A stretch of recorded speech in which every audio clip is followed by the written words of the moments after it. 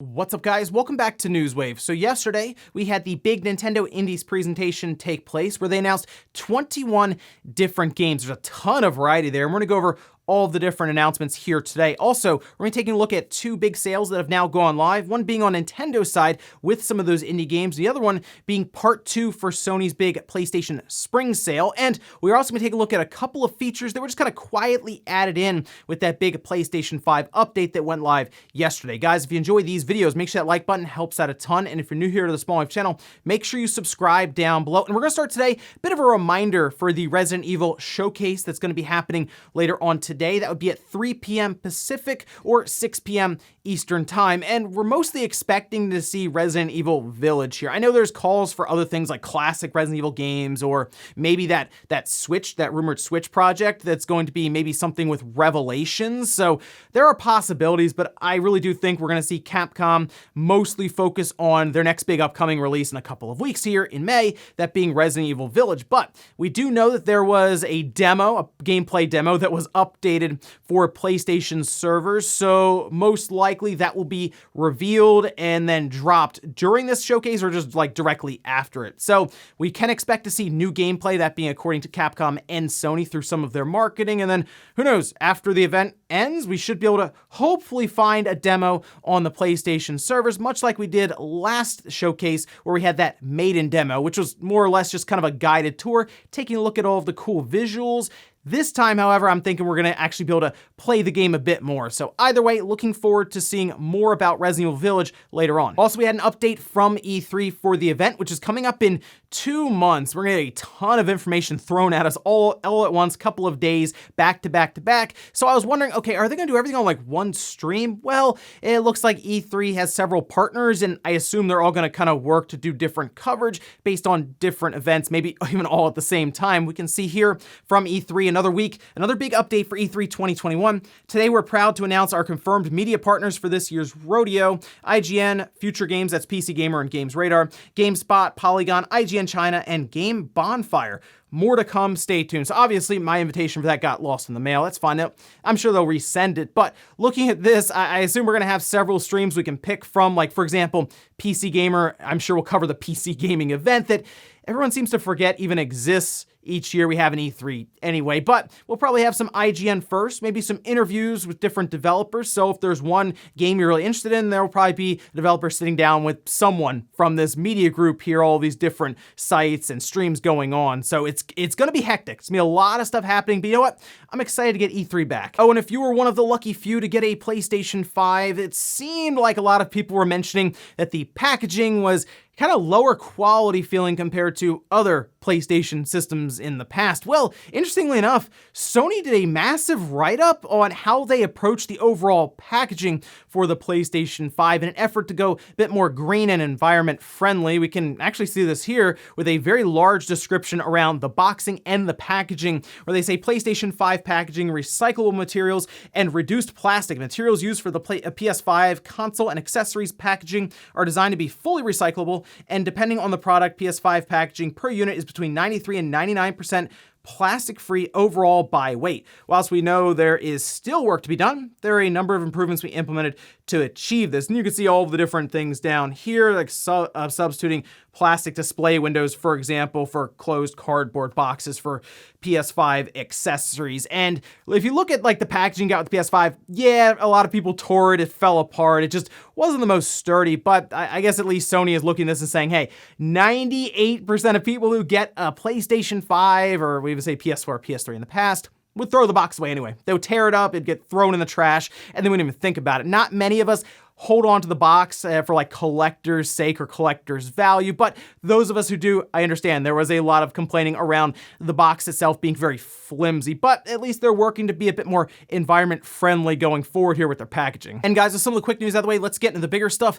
Let's start right away with this Nintendo Indies presentation. Like I said before, about 21 different games here, some surprises, but for the most part, I looked at this and said, okay, that was a pretty good presentation overall for it being more on obviously an Indies World style presentation. I don't think a lot of people get as hyped up around these anymore, except we do hear about like, oh, when's Silk Song going to be shown? Unfortunately, it wasn't this show, but there were still a lot of really cool things here, and let's start going over it, starting from the top of the show with Road 96. This is a procedural, story-driven game that's coming later this year.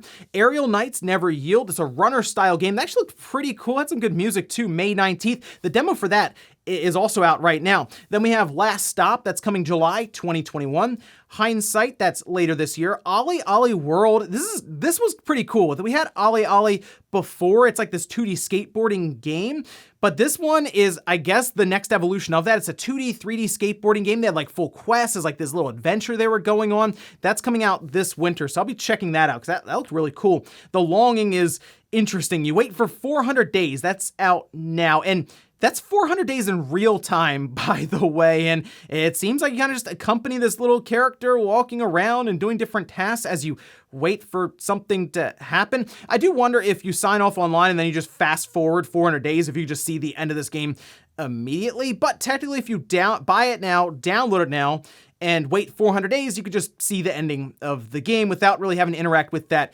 character. Something interesting there, I guess, for that one. There is no game. I have no idea what this was about. It's out now, and I thought about looking into it because it just seemed all over the place. They described it as being a very experimental type of game. But then we got into one of my favorite showings here. That is the TMNT Shredder's Revenge. This thing looks awesome. We've already had it announced and all this from Tribute Games. They did worked at Ubisoft for Scott Pilgrim vs. the World as an example, but it looked so good in motion here. I was really happy. Remember before they announced it was going to be coming to consoles, not really specifying which ones, so I am happy to see it get a bit of a spotlight here during an Indies presentation, it coming to the Switch later this year. So exciting stuff there. Then we had Crease Tales. I've seen this around here and there. It's a JRPG where you use time travel against your enemies. Kind of an interesting concept. That's July 20th. And then we had Getsu Fumaden, and this is a Konami game that's available next year, and it looked kind of interesting, but Konami, huh? All right, sure. I guess I've seen it all now. Aztec Forgotten Gods, that's fall 2021. And we had Skull, that's coming summer 2021. We then ran right into a big montage of games all over the place. We had Art of Rally, that's coming in the summer. Kiwi is in August. Labyrinth City, that's this spring. Weaving Tides in May. The House of the Dead remake. This looked really good. Forever Entertainment so far from what they've shown here, this looks really impressive on the Switch, and seeing House of the Dead come back like this as a remake, it was already kind of announced in during a press release, I believe, that came out, but this is the first time we've seen it, and it impressed me quite a bit when I saw it. I need to still see how we do the controls and all this. This feels more like a game that would do better with a pointer controls with the Wii, not as much gyro controls, but hey, we'll see how they tackle that one. That's coming later this year. Then we had Ender Lilies, that's June 21st. Beasts of Maravilla Island, that's June. Fez, which is out now. And then the final thing to close all of this out was Oxenfree 2. They kind of pretended like they didn't have another thing to show, and then this sort of took over the ending of it. That's coming 2021. And people seemed really excited to see Oxenfree 2 get announced here. I didn't really get into Oxenfree 1 myself, but very happy for people who were excited to see this announced. The big ones for me of the show was definitely TMNT. It looks absolutely amazing there in motion, along with those screenshots. I had to see more of the gameplay, and they showed off quite a bit here. So looking forward to that one later this year. Hopefully it's sooner rather than later though. And hopefully they talk a bit more about the multiplayer side of thing, because it does look like it might just be 4-player local and not online, but we'll see a bit more about that hopefully as we get closer to release. Then the House of the Dead remake looks really good. Overall though, I feel like there was something for everyone at this indie presentation here. And I also put out a poll, which we'll go over here later on in the show, and we can see how everyone felt about it as they give their grades. Next up, let's talk about those sales from Nintendo and Sony. The Nintendo Indie sale went along, of course, with the indie presentation, and we can see the page here, which I'll link down below if you want to jump over to it and take a look for yourself. This is the Spring Indie World sale, and the sale ends on April 25th, and right away they put Fez on sale. It's only 10% off, but I do like when they grab these games from these indie presentations, they just drop them on the eShop with some sort of discount. It's at least something there, I guess, for it. Then we have Hades, which, I mean, come on. Hades is already a really good game at $25. I will say it every time it's on sale, absolutely worth picking up. Ori and the Will of the Wisps, another good one there. Terraria, you also. And Katana Zero at $9, awesome game to grab for that one. And then we have Carry On down at $13.39, Panzer Paladin at $14.99. And oh look, there's that Ollie Ollie Switch Stance game that's marked all the way down to $3. So after talking about Ollie Ollie World, I might as well grab this one for $3 to see what it's all about. And then on the PlayStation side, we did have part 2 of that spring sale go live. We talked about part 1 earlier this month in a news wave, but if you already looked at it then, you're gonna wanna go back and take another look at it, as they added a ton of games here, and this sale will end April 29th. And I also went over a few here that I picked out, which does include Cuphead, that's $14.99, Diablo 3 Eternal Collection at $20, Dragon's Dogma is just under $10, both Evil Within games are on sale, Fall Guys at $14, God Eater 3 at $15. They also have Monster Hunter World, that's the Iceborne Master Edition at $30. You have Team Sonic Racing at $15, a couple of different Yakuza games, including Zero, Kiwami, and Kiwami 2, all on sale. And I did throw Dreams in at $13, mostly because there is still a lot of stuff you can just download that other people have made and kind of go through and play. So there's probably $13 worth of content there as it is, but I feel like more and more people should look into Dreams, because some of the things that we are seeing people make, like someone was just talking about an entire like Sonic Adventure style game that was made the other day, and it looked really good from what I was seeing. It's worth getting more people involved with something like Dreams, as it's kind of been overlooked, but I mean, at $13, it's a pretty good pickup there. But overall, some pretty good sales on the indie side for Nintendo, and just part 2 on what is a massive spring sale for Sony. Next up, let's talk about the PlayStation 5 update that we had yesterday, and some of the features that were quietly added in. We had a couple that had to do with HDR and 120Hz support, as well as some that had to do with communication between your PS5 and your TV. We'll start with the HDR support. You can see a screenshot here. This is all from The Verge, where we can see HDR has new options for off, always on, or on when supported. So if HDR is not supported by a game, it will just not turn on, which is good, because there are some games where it was kind of trying to force HDR and it would look a little washed out, a little funny, and you'd have to go in like through the game itself and turn off HDR if it was as part of one of the options. This way, at a system level, you can just have it completely off if you're not gonna be playing games that don't necessarily agree with HDR as much. We also had an update for 120Hz support. This from The Verge, saying Sony is also supporting more PC monitors. Good to hear with this, with 120Hz in this update. If you have a 1080p PC monitor that supports 120Hz, it should now work at this refresh rate with the PS5. Unfortunately, variable refresh rate support is still missing on the PS5. We also have the enable HDMI device link here for enable one-touch play. That's if you turn on your PS5, the connected device will also turn on and switch its input to the PS5. You can also have a power off link where when you turn your TV off,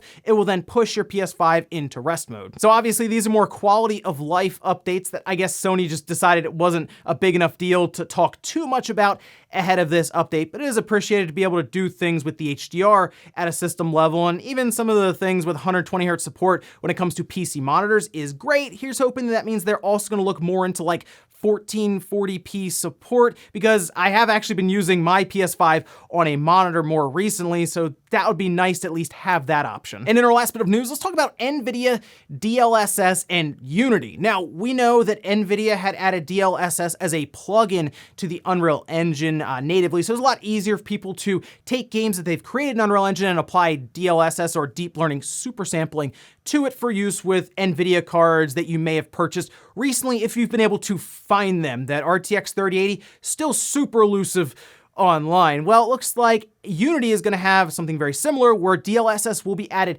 natively to the engine, which is really cool. They had like a full video and kind of a trailer they put out about this, and more games have been using Unity. For example, we just had Oddworld Soulstorm use Unity, and that game looks really good. But now kind of think about the idea of, okay, we're starting to see more and more engines incorporate DLSS natively, not as something you have to kind of work in yourself, but just part of the engine.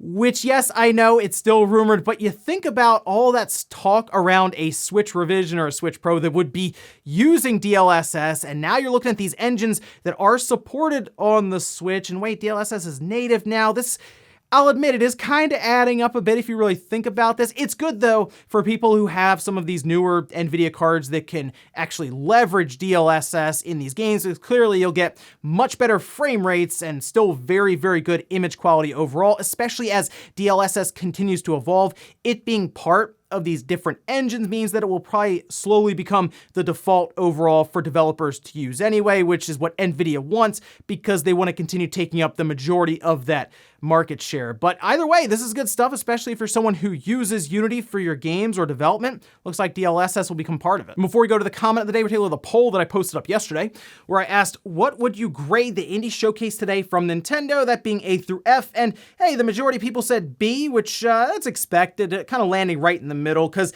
there could be one or two games that you enjoyed, but some of the other ones you were like, that was all right, I guess. And 19% of people gave it an F. That could be because there was no like Silk Song there. That was the biggest disappointment, especially because we got to the end. And I do feel like some people in the chat that I saw for Nintendo's live stream were like, wait, there's gotta be one more thing. And then they kind of did that they were playing off the idea of there not being something, and all of a sudden, you know, the live stream getting taken over. I saw Silk Song just get basically walled of text down that chat, and then it was Oxenfree too, which people were still excited for that. But yeah, the fact that there weren't those bigger titles like a Silk Song that, you know what?